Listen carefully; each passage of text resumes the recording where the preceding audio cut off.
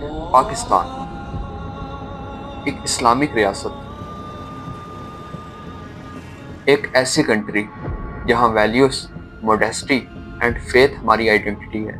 But question is, अगर इसी country में एक डेटिंग रियलिटी शो लॉन्च हो जाए जहां लड़के और लड़कियां एक ही लग्जरी वेला में एक साथ रहते हो और हर इमोशनल मोमेंट कैमरा के सामने कैप्चर होता हो, तो क्या ये सिर्फ एक इंटरटेनमेंट है या एक साइलेंट रेवोल्यूशन जो कि हमारी सोसाइटी के डीएनए को आहिस्ता आहिस्ता चेंज कर रहा है? लाजवाल इश्क, पाकिस्तान का पहला रियलिटी डेटिंग एक्सपेरिमेंट। इस शो को मैं एक्सपेरिमेंट इसलिए कह रहा हूँ बिकॉज आज से पहले पाकिस्तान में इस तरह का शो कभी नहीं आया और ये शो पाकिस्तान में एज एक्सपेरिमेंट आया है। अगर ये शो चल जाता है तो इस तरह के बेशुमार शोज आने वाले। 8 कंटेस्टेंट्स, 4 मेन 4 वुमेन, जो कि इस्तांबुल के एक लग्जरी वेला में रहते हैं, गेम्स खेलते हैं और अपनी केमिस्ट्री टेस्ट करते हैं और कहते हैं we are finding true love. But let's pause for a second. Can true love be scripted? Can emotions be real? And the camera never turns off. और यहाँ से शुरू होती है एक साइकोलॉजी का जर्नी, जहाँ रियलिटी एंड परफॉर्मेंस के दरमियान एक लाइन ब्लर हो जाती है।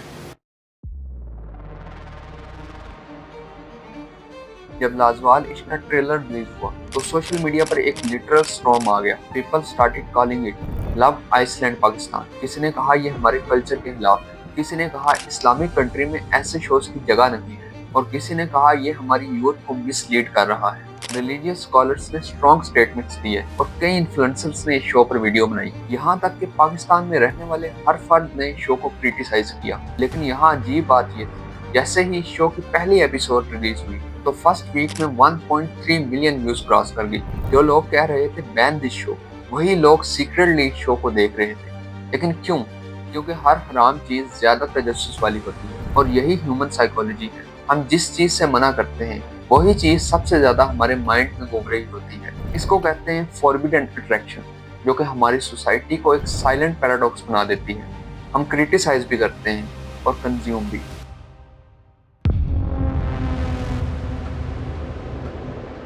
अगर हम बैड इम्पैक्ट्स की बात करें तो इस शो का सबसे बुरा असर हमारे छोटे छोटे बच्चे और बच्चियों पर होगा, क्योंकि जब छोटी छोटी बच्चियां और बच्चे ऐसे शोज देखेंगे जिनमें ऐसी डेट्स वगैरह नॉर्मल हैं, तो उन सब के लिए भी ये नॉर्मल हो जाएगा। छोटे छोटे बच्चे और बच्चियों के बाद इस शो का बुरा असर हमारे कल्चर एंड सोसाइटी पर है। इस तरह के शोज हमारी सोसाइटी की कलेक्टिव थिंकिंग को क्वाइटली चेंज कर रहे हैं। आज हम एक ऐसे दौर में जी रहे हैं जहाँ रियलिटी एंड परफॉर्मेंस के दरमियान एक लाइन ब्लर हो चुकी है। इस तरह के शोज हमें ये सिखाते हैं कि सच वो नहीं जो रियलिटी में एग्जिस्ट करता है, बल्कि वो है जो कैमरा डिसाइड करता है।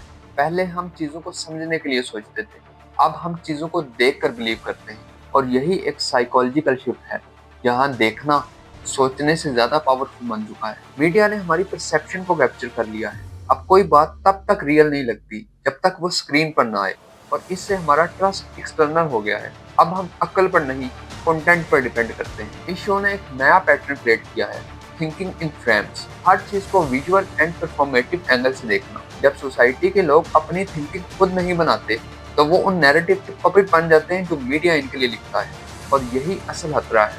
सोसाइटी का एंड कभी भी ब्लास्ट से नहीं होता, वो साइलेंट से होता है जब लोग सोचना छोड़ देते हैं। लाजवाल इश्क के बारे में अपना ओपिनियन कमेंट में जरूर बताइएगा। मिलता हूँ आपसे नेक्स्ट वीडियो में। Good bye.